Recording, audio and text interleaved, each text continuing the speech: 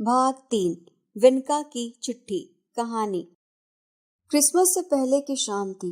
एक 9 वर्षीय बालक विनका जुकोव दिन भर के काम के बाद भी बैठा इंतजार कर रहा था। उसका मालिक आलियाखिन, जो पेशे से मोची था, वो उसकी पत्नी गिरजाघर में प्रार्थना सुनने जाने के लिए तैयार हो रहे थे। विनका घुटनों पर सिर टिकाए पल पल काट रहा था। मालिक के जाते ही उसने अलमारी से स्याही की दवात एवं घिसी निब वाला होल्डर निकाला और कागज को जमीन पर फैलाकर लिखने बैठ गया। पहला अक्षर लिखने से पहले उसने चोरों की तरह दरवाजे और खिड़की की ओर विस्फारित नयनों से ताका। उसे आभास हो रहा था कि कोई उसे देख रहा है, कोई नहीं है। उसने मन ही मन तय किया और लंबी सांसें लेकर लिखने लगा। मेरे प्यारे दादा कॉन्स्टेंटाइन, मेरे ना पिता है और ना ही माँ, सब कुछ आप ही हैं। आपको क्रिसमस की शुभकामनाएं। वेनिका की आंखों के आगे अपने दादा कॉन्स्टेंटाइन का चित्र स्पष्ट हो आया।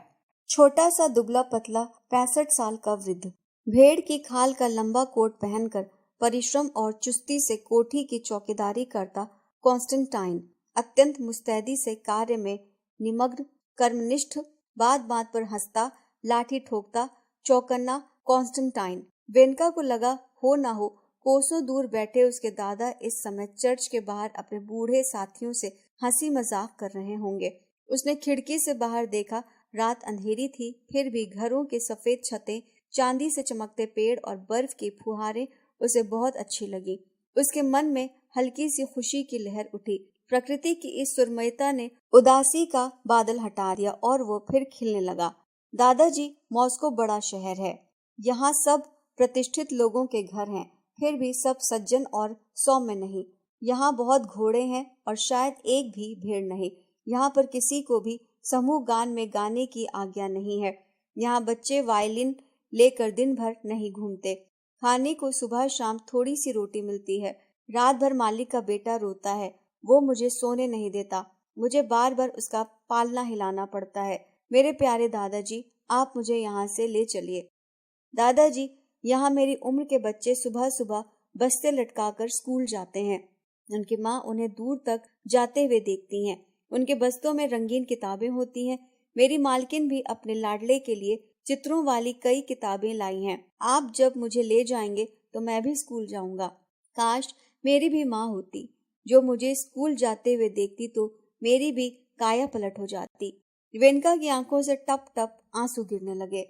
उसने अपनी आंखें पोंछी, नाक साफ की और फिर लिखने लगा।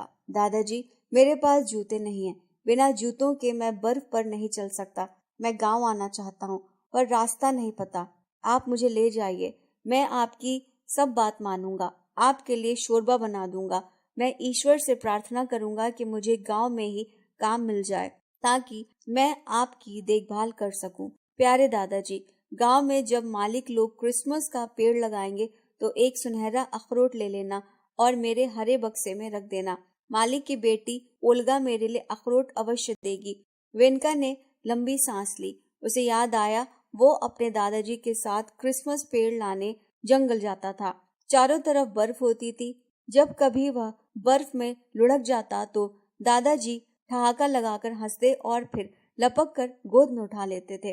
दादाजी क्रिसमस पेड़ काटते काटते विनका को खूब हंसाते।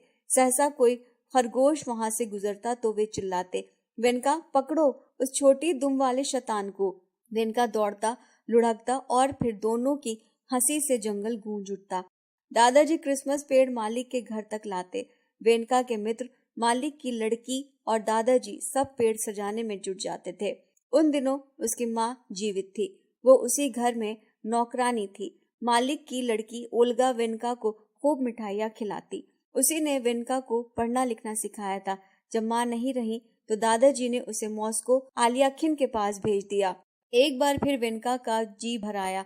उसने लिखा, दादाजी, ईश्वर के लिए मुझे ले चलो। अब और नहीं लिखा जाता। मेरा हाथ दर्द कर रहा है।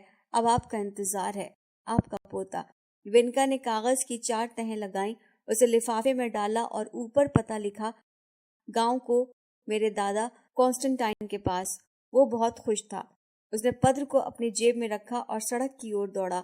कल ही मुर्गी की दुकान पर बैठे आदमी ने उसे बताया था कि लाल डिब्बे में डाली गई चिट्ठियां सही आदमी तक पहुंचा दी जाती हैं। वेनका ने चिट्ठी को चूमा और उसे धीरे से डाक के पत्र पेटी में डाल दिया।